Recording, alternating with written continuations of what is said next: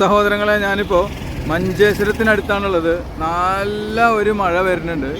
അപ്പോൾ ഞാനിതുവരെ 5 മാസമായിട്ട് മഴയൊന്നും കൊണ്ടിട്ടില്ല. അപ്പോൾ ആളുകൾ ചോദിക്കാറുണ്ട്, നിങ്ങൾ എങ്ങനെയാണ് ഈ മഴ കൊള്ളാതെ പോകണമെന്നുള്ളത്. അപ്പോൾ ഈ മുകളിലേക്ക് നോക്കുമ്പോൾ ഫുള്ള് മഴയാണ്. പക്ഷേ ഞാൻ യാത്രയൊന്നും നിർത്തിയിട്ടില്ല. അപ്പോൾ ഇങ്ങനെ പോയിക്കൊണ്ടിരിക്കുകയാണ്. അപ്പോൾ എത്ര ദൂരം പോകാൻ പറ്റും എന്നറിയില്ല.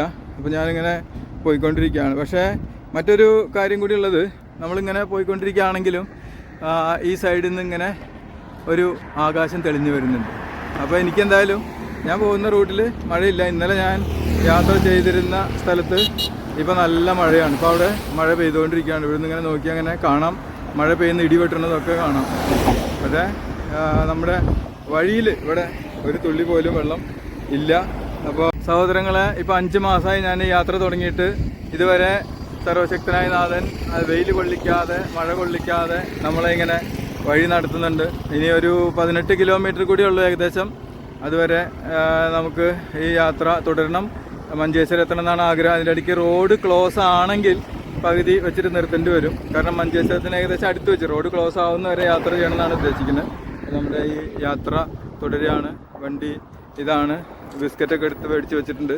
കാരണം ഏതെങ്കിലും പാവപ്പെട്ട ആളുകളെ വഴിയിൽ കാണുമ്പോൾ അവർക്ക് കൊടുക്കാനാണ് ഈ ബിസ്ക്കറ്റ്. പിന്നെ അതുപോലെ തന്നെ എനിക്ക് കഴിക്കാനുള്ള പഴവും കാര്യങ്ങളൊക്കെ ഉണ്ട്.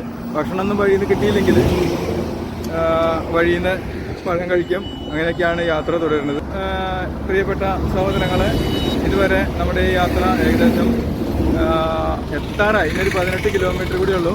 സർവശക്തനായ നാഥൻ്റെ അനുഗ്രഹം ഈ യാത്രയിലുണ്ട്. അതായത് 250 ഏകദേശം 2.5 കിൻഡലോളം ഭാരം വഹിച്ചുകൊണ്ട് 700 കിലോമീറ്റർ താണ്ടി കഴിഞ്ഞു. പക്ഷേ അതിൻ്റെ ക്ഷീണമൊന്നുമില്ല. എല്ലാ ബുദ്ധിമുട്ടുള്ള ഭാഗങ്ങളിലും എനിക്ക് സഹായങ്ങൾ എത്തിയിരുന്നു. ഭക്ഷണത്തിൻ്റെ നേരത്ത് ഭക്ഷണം വന്നിരുന്നു. ഉറങ്ങാനുള്ള സമയത്ത് അതും കിട്ടിയിരുന്നു. ആദ്യമൊക്കെ കുറച്ച് ബുദ്ധിമുട്ടുണ്ടെങ്കിലും പിന്നീട് എല്ലാ സമയങ്ങളിലും അതാത് കാര്യങ്ങൾ ലഭിച്ചിരുന്നു. എന്തായാലും ഈ യാത്ര അവസാനിക്കുകയാണ്.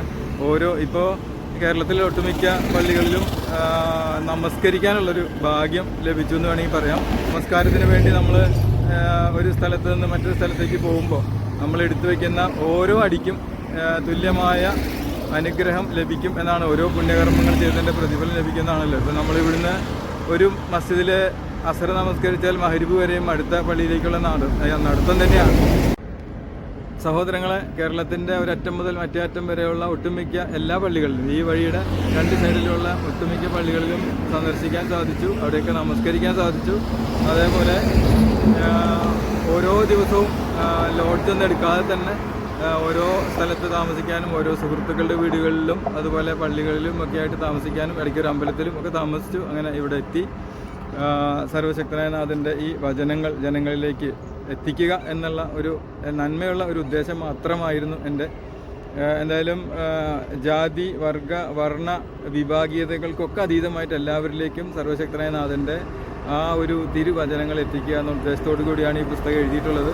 ആ പുസ്തകത്തിൻ്റെ പ്രചാരണം അത് നിങ്ങളിലേക്ക് എത്തിക്കുന്നതിന് വേണ്ടിയിട്ടാണ് യാത്ര ചെയ്തത്. ഒരുപാട് പേര് പുസ്തകങ്ങൾ വാങ്ങിയവരൊക്കെ നല്ല അഭിപ്രായങ്ങൾ മാത്രമേ പറഞ്ഞിട്ടുള്ളൂ. ആരും ഇതുവരെ ഒരു കുറ്റവും കണ്ടുപിടിച്ച് എനിക്ക് കാണിച്ചു തന്നിട്ടില്ല. എന്തായാലും നിങ്ങളുടെ എല്ലാവരുടെയും നന്മയ്ക്ക് വേണ്ടി കൂടി ദുആ ചെയ്തുകൊണ്ട് ഈ ഒരു യാത്രയിലെ യാത്രക്കാരൻ്റെ ദുആ സർവശക്തനായ നാഥൻ സ്വീകരിക്കും എന്നാണല്ലോ. അപ്പോൾ അതിൻ്റെ തെളിവാണ് നമുക്ക് ഈ കാണുന്നത്. നമ്മുടെ ഈ ചുറ്റുമുള്ള തന്നെ നോക്കിയാൽ നിങ്ങൾക്ക് കാണാം, ആകാശം തെളിഞ്ഞു വരികയാണ്. ഇപ്പോൾ തന്നെ ഇവിടെ ഒരു ഭയങ്കര മേഘം ഉണ്ടായിരുന്നു, അതങ്ങനെ പോയി നേരെ അപ്പുറത്തേക്ക്. ഈ യാത്ര ഇനി 18 കിലോമീറ്റർ കൂടിയുള്ളൂ.